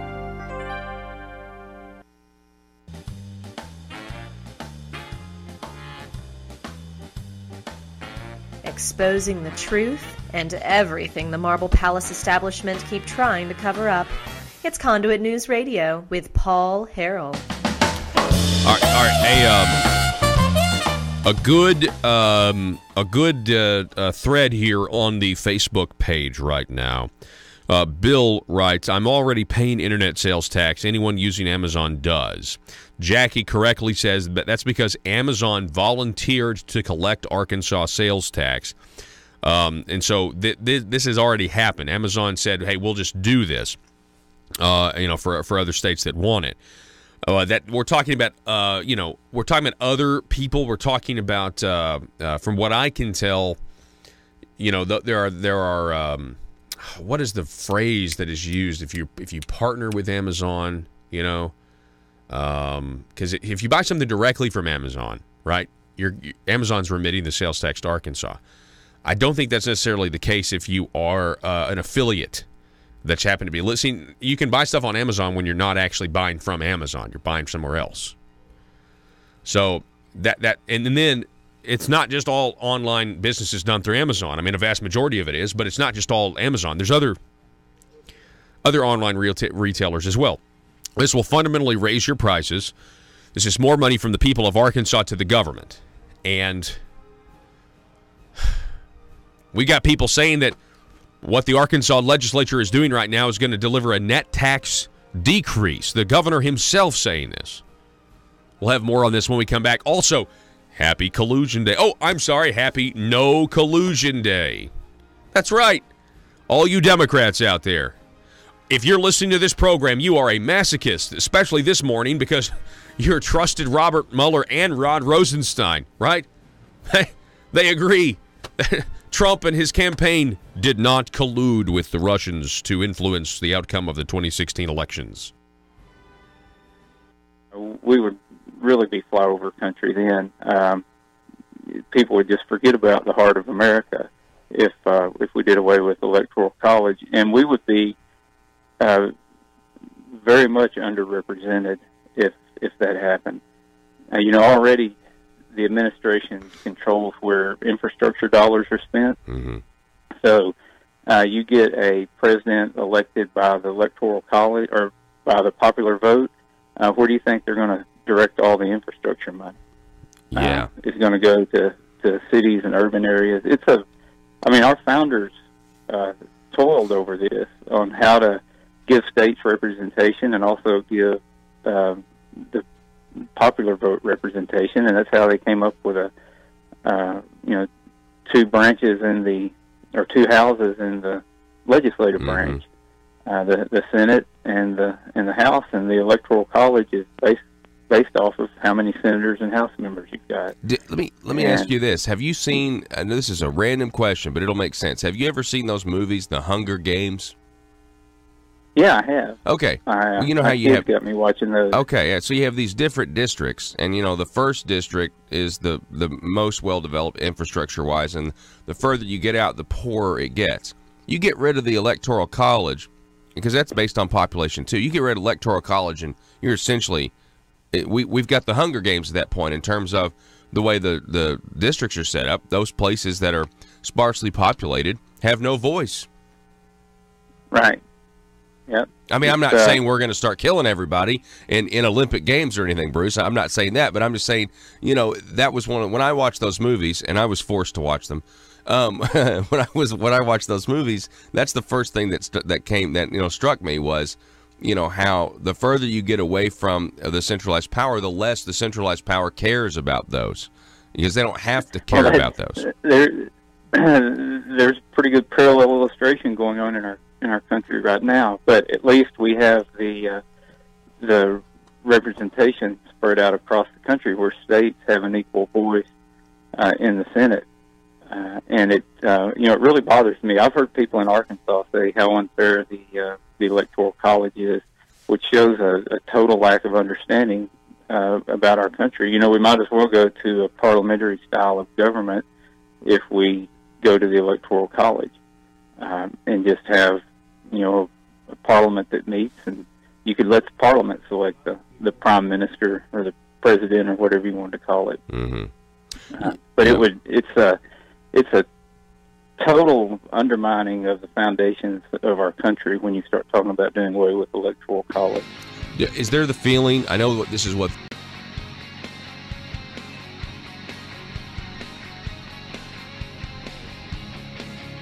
The intersection of conservative ideas and reality. Conduit News Radio with Paul Harrell. Up right now, posted yesterday over at conduitnews.com, headline, legislation filed in Arkansas to eliminate gun-free zones. This is Senate bill. It's now a Senate bill. 614 was filed by State Senator Gary Stubblefield in conjunction with State Representative Richard Womack. The intent of the legislation is to increase public safety. The bill would amend Arkansas Code to allow possession of a firearm on publicly owned, leased, or rented building or facility on public land, on public roadways, and on public sidewalks. Firearms would still not be prohibited in areas made illegal, would still be prohibited in areas made illegal by federal law, in facilities operated by the Department of Corrections, the Department of Community Corrections, Division of Youth Services, in a courtroom, county jail, public university sporting events, in the Arkansas State Hospital, University of Arkansas for Medical Sciences, or the Arkansas Justice Building. Those carve-outs are still there. So, again, by the way, it's up at conduitnews.com. We've been talking about a few things.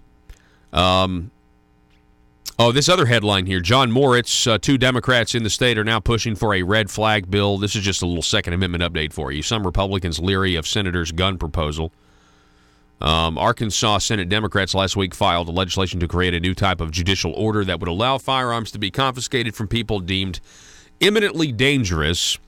You can go up to Maryland. They have a law like this, and they showed up to take somebody's guns, and cops killed him. He didn't want to have his guns taken away. Now, some people might be like, well, see, he was imminently dangerous. If he's willing to do that, he just... No. You see, folks, when the authorities show up to take your right, and they have no legal basis to do so, and they are violating the Constitution of the United States, and that Constitution is just there recognizing a right that is already there, given to you by God, the right of self-defense, self-preservation, the most basic instinct. It's no wonder people are willing to die to keep their guns, to keep their family safe, to keep their property safe. Now, we today, we like to think of ourselves as more civilized. We're not like the barbarians that used to sacrifice children on tops of ziggurats, or we're not like those barbarians that used to sacrifice kids at the altar of Baal. No. We're civil, right? You believe that? No, we're civilized now. And so people don't understand, some of us don't understand, the elites, the coastal elites, the one that run your media outlets. They don't understand that somebody might say, hang on, wait a second, I've done nothing wrong.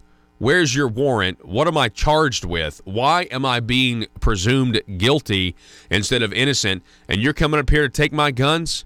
It's no wonder this. I mean, and then the cops shoot the guy because he's like, you're not getting my gun.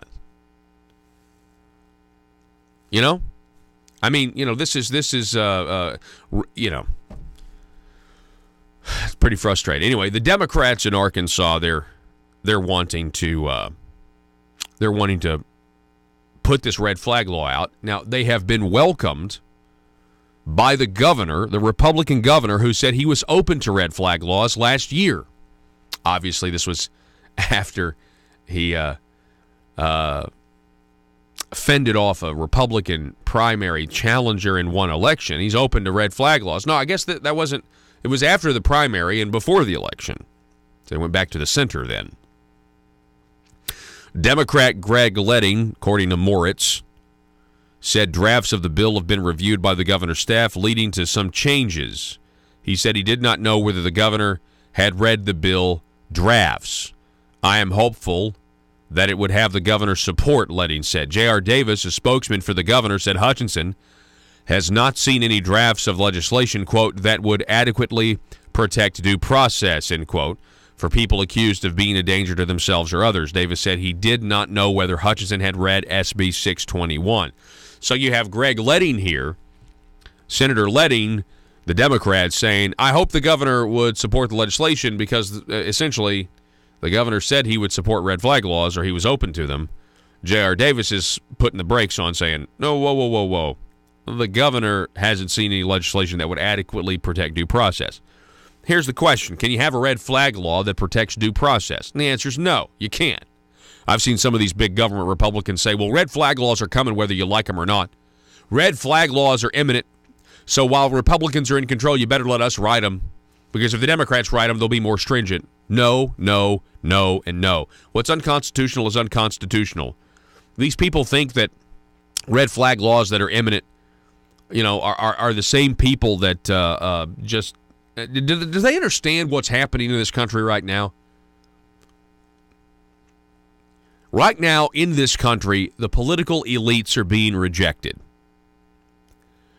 I don't know when that's going to happen en masse here in Arkansas, but in the country, that's what's happening. I'm hoping, if Reagan's trickle-down economics works, I'm hoping that this trickle-down exposing of corruption in the deep state in Washington and what they were doing, by the way, happy No Collusion Day, I'm hoping that eventually it will trickle down to Arkansas and, some of the people here, more people than just that listen to this program, by the way, tell your friends so we get more listeners, will get a clue as to what actually was going on.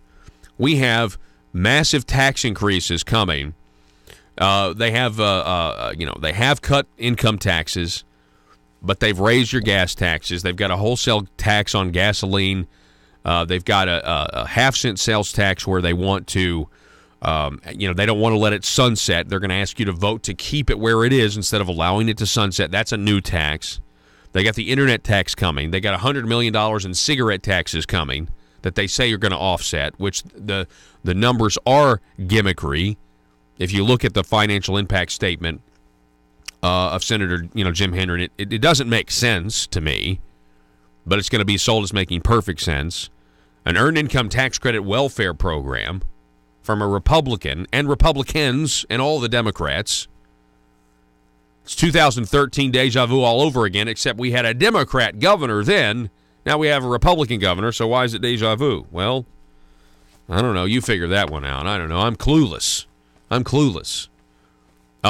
telephone number, 870-275-9799. Once again, everyone, happy Collusion Day. Listen to this, Democrats.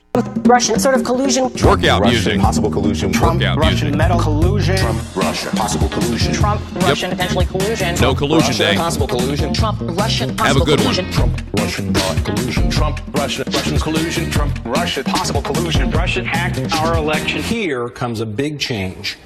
Because all of a sudden, Trump, Russian, possible collusion. James Russian, Woods, Twitter. collusion. Trump, Russian, possible collusion. Trump, Russian, possible collusion. Trump, the Russians, collusion. Collusion with the Russians. Trump, Russia, possible collusion. Trump, Russia, possible collusion. Prove collusion. Prove collusion. Was there collusion? Absolutely. Trump, Russia, possible collusion. Trump, That's my Russia, favorite part. Trump, Russia, possible collusion. Trump, Russia, possible collusion. Trump, Russia, possible collusion. That was Trump, Joe. Russia, possible collusion. Trump, Russia, potential collusion. Trump, Russia, potential collusion. And the Kremlin and be in collusion with Putin and the Kremlin and be in collusion and Putin and the Kremlin and be in collusion with Putin and the Kremlin and be in collusion. This president in collusion with Putin and the Kremlin and be in collusion. This president in collusion with Putin and the Kremlin People are very worried. in collusion. All 17 intelligence agencies. 17 agencies. 17 of our intelligence agencies have confirmed. 17 intelligence agencies. 17 different United States intelligence agencies. Yeah, all right. The video abruptly ends here. This is from the artist Methods on Twitter, but it was retweeted by the actor James Woods, whom I follow, and he says this is workout music for loony Democrats. So here we go. It's No Collusion Day. Happy No Collusion Day. Celebrate it at the water cooler in front of your liberal friends. Be congenial about it, though. I mean, don't let it ruin your relationship. There's political disagreements or not. You don't need to let it ruin your relationships with people. But I'm just saying this is a fact here. Matter of fact, might be just better if you're let's say you're a rabid conservative like I am, or you're just not maybe rabid. I don't know. Rabid is a little bit more aggressive. That's not politically correct to say. But somebody who's firm in their beliefs. You know what you believe. You're on the right. It might just be good to be a wallflower and just kind of let the leftists maybe do like a sociological experiment and document how they're coming to terms with the fact that they've been lied to. That's what you need to understand here, folks. You need to have compassion for some of these people. Now, I'm serious. You need to have compassion for these people who've watched CNN for 2 years and have been brainwashed by this idea that President Trump has, is the focus of evil in the modern world. You really do, because a lot of these people are today, in fact, are having their eyes open and been like, wait a second. Some of those in the middle who really think that this election was stolen, but they also are aware of some arguments on the right that make sense, that maybe this is just a whole conspiracy to get Trump. That's exactly what it is. It's not a conspiracy theory at this point. It's a conspiracy fact that the Obama White House did what they did. And we're slowly going to find out. I would reference my interview last hour with the political analyst John Michael Chambers. It was a great interview. We'll have that up at conduitnews.com later in the day.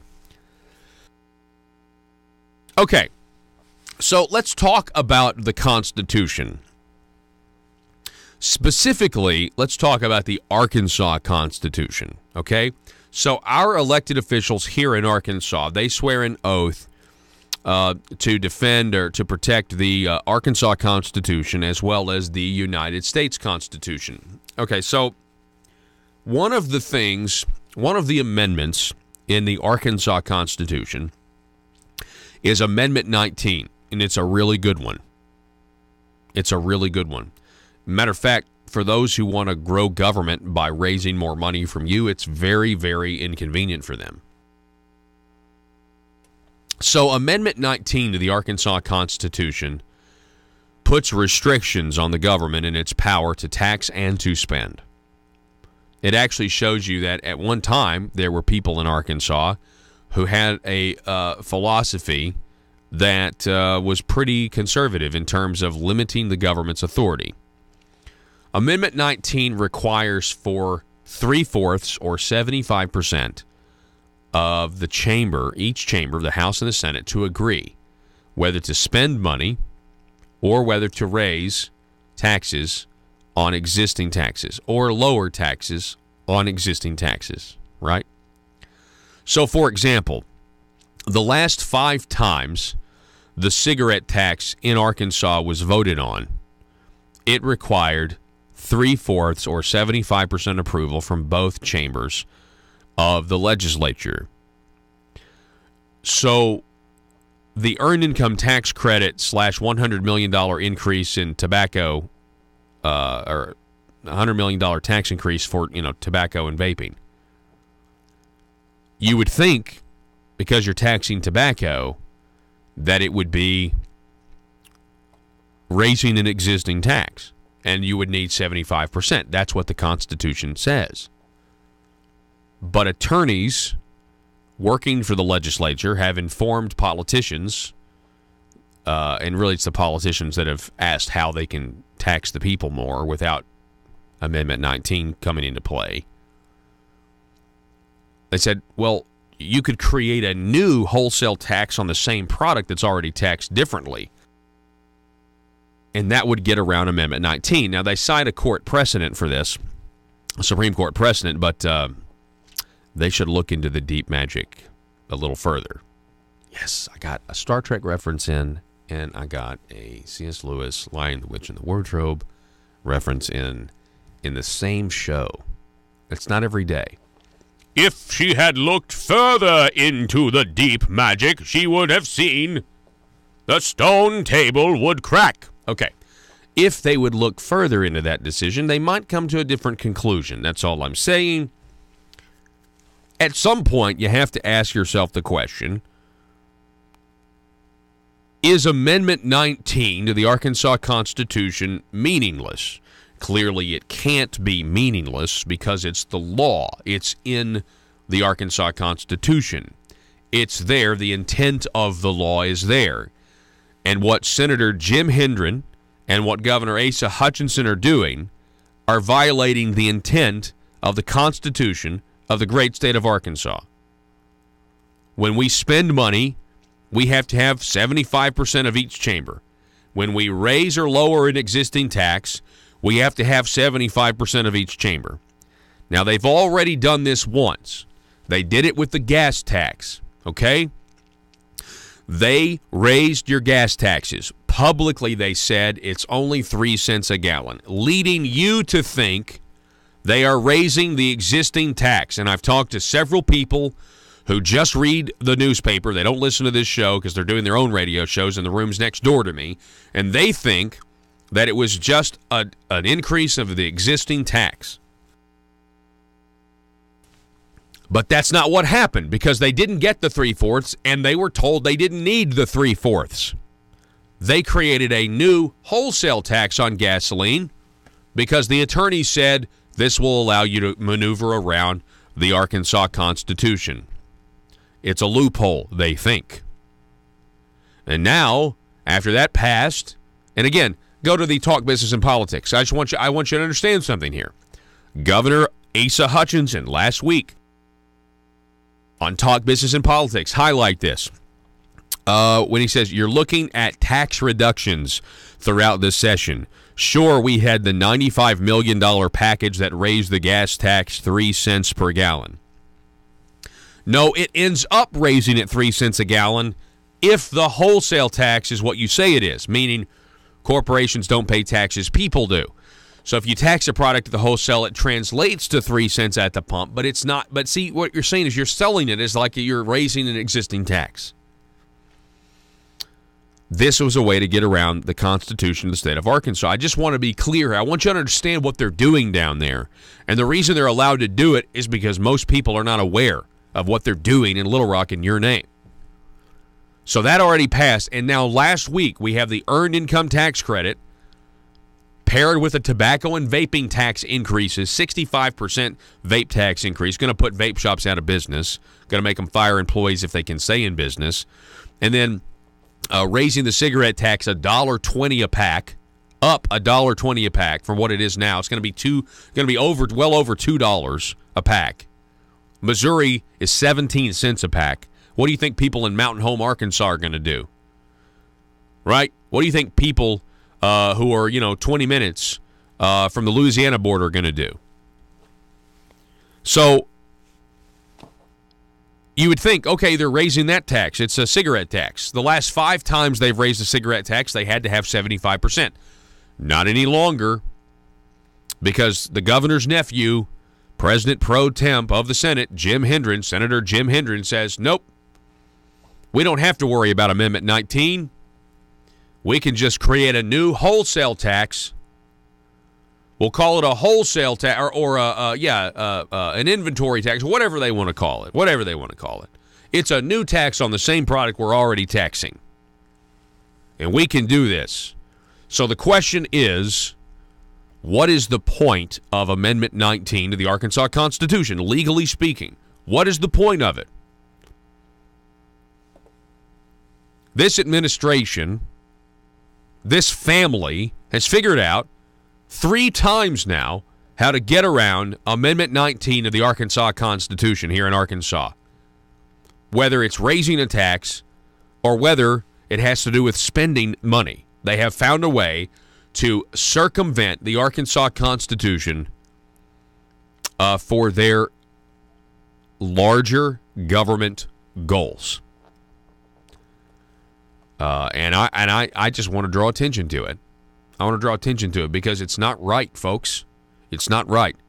I don't think anybody likes to have their taxes raised, but you know what? Politicians, sometimes they got to raise taxes.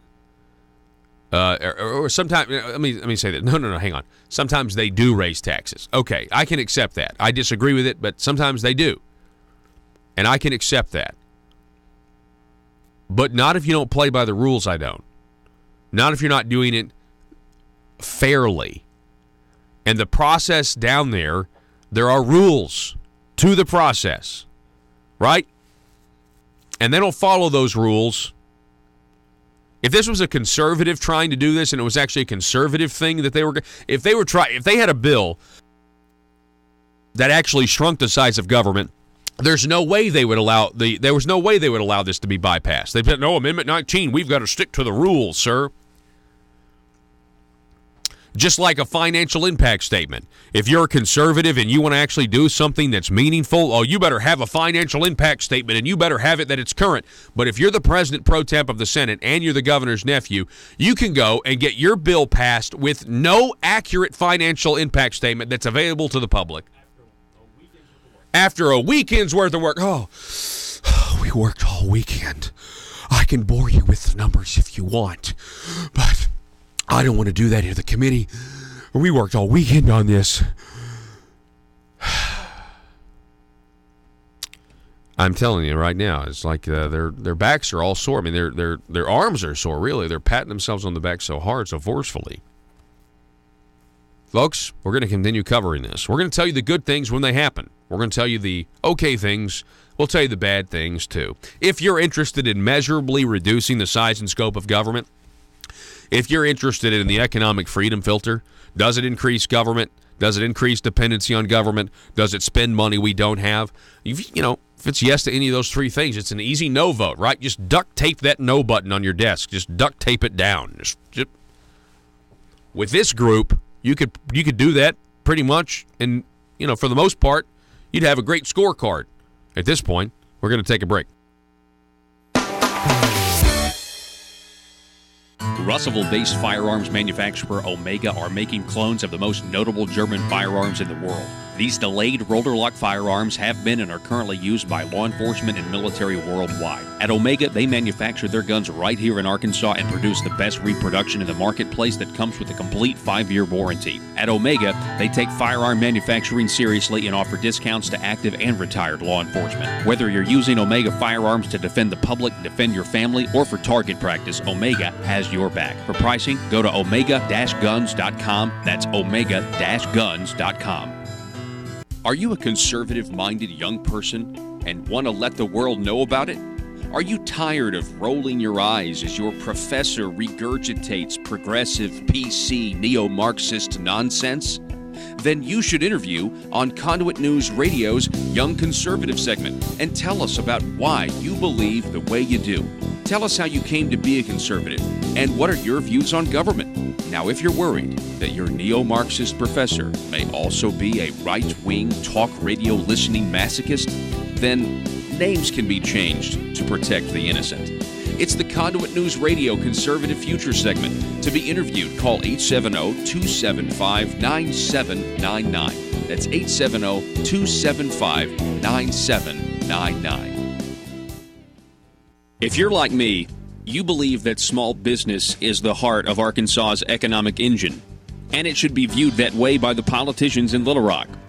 Conduit for Commerce also believes, like you and I believe, policies that achieve less regulation and lower taxation help small business in Arkansas thrive.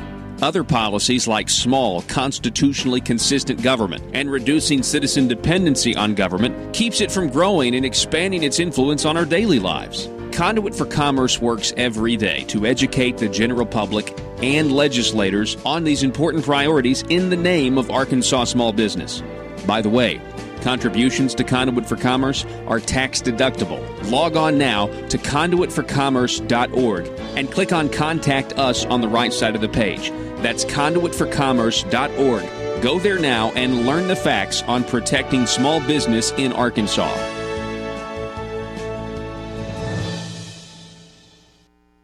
A lot of right-leaning news outlets have been saying this week. They've been saying, look, President Trump, it looks really good for his chances to be reelected in 2020. Is that the feeling among your Republican colleagues? And is that why the Democrats are now trying to, they're proposing, well, we need to change how we select a president? Is it because they know they're going to lose? I don't know what they're thinking, but as long as they'll keep putting stuff out like the Green New Deal and Medicare for All and trying to take away your Second Amendment rights and trying to take away your First Amendment rights, and basically every other piece of garbage that they present, I think the American people are going to see through it. Yeah, I completely agree. And it does give President Trump a strong leg up in the next election. But the way this country is kind of fickle, things can change on a dime here. So it's a long ways out to the election, and the Democrats are all racing.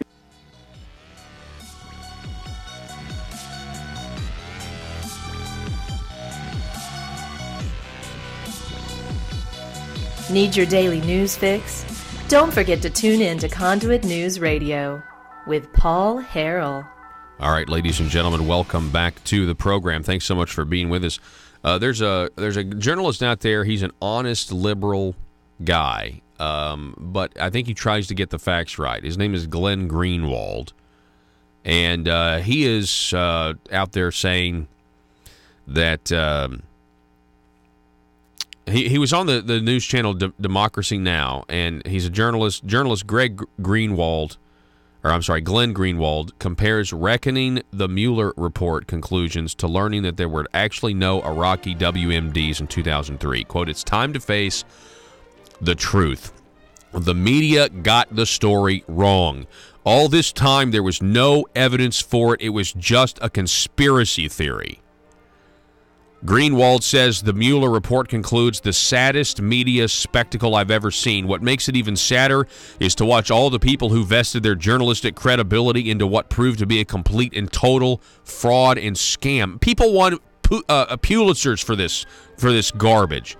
They continue to try to cling to some vestige of credibility by continuing to spin conspiracy theories that are even more reckless and even more unhinged than the ones to which we've been subjected to for 3 years. Again, journalist Glenn Greenwald basically saying this is what it is. Hey, have a great no collusion holiday. Happy No Collusion Day, Arkansas. Be safe.